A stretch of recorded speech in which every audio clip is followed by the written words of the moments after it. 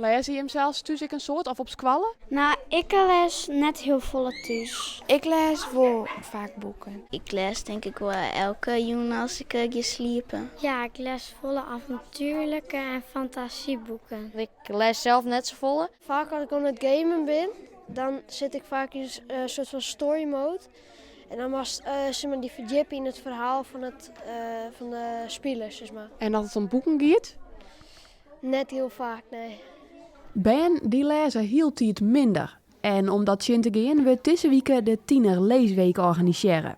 En de leerling van klas 1 van het Lutger en groep Zoon van de Ark Burgum, die doggen direct om mij. Ze kwamen bijenoor om in informatieve boeken te doeken. Ze onderzochten onderwerpen, maken zelfs quizvragen en testen elkaars kennisletter met een Kahoot. Plezier staat heel erg voorop.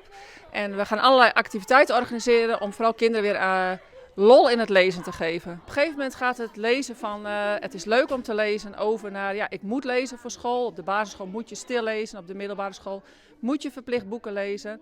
En dat komt de leesmotivatie niet altijd ten goede. We zeggen wel dat op deze leeftijdscategorie het lezen en het leesplezier stagneert. Dat wel heel lastig is om dat in het voortgezet onderwijs weer op te pakken. En wat maakt het voor je met lezen dan wel zo leuk? Nou, dat is nog helemaal op in het verhaal. Als iemand een leuk boek heeft, dan voelt het alsof het zelf ook in dat boek zit. En het is wel leuk.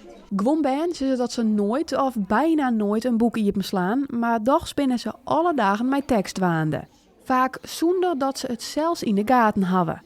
In spultjes, op sociale media of bij het zien van televisie moeten ze lezen. Als je mij memelt een documentaire, nou net per se een documentaire, maar een serie, een moordserie en dan is het Engels, dus het maakt heel veel ondertitelingen, maar dat gaat altijd verder wel heel goed. Ik denk dat vooral in games meer aandacht besteedt aan de tekst. En dat zit dan ook begrijpst. En vaak ben games ook wel in het Engels. En dan leest ik weer wat meer Engels. We zijn al heel blij dat de band op deze leeftijd wil lezen, maar dan in gespreksvorm, in games, in chats. Maar het echt diep voetzakje in een langere tekst en het mijlibje met een haatpersoon en die kunnen verplaatsen in een oor, dat has natuurlijk met het gamen wel volle minder.